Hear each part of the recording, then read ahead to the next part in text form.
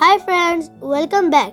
Today we are going to learn the fourth Arabic alphabet. The fourth Arabic alphabet is Sa. Hi, my name is Sa. Sa. Sa. Sa.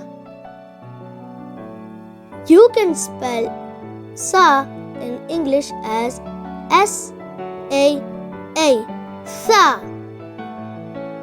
It sounds like the soft sound of the English alphabet C.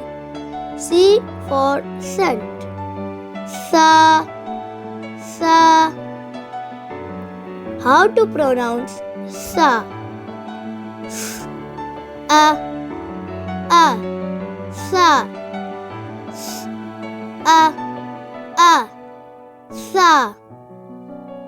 The words starting with Sa are Salaja means refrigerator, Soom means garlic, and Saub means dress.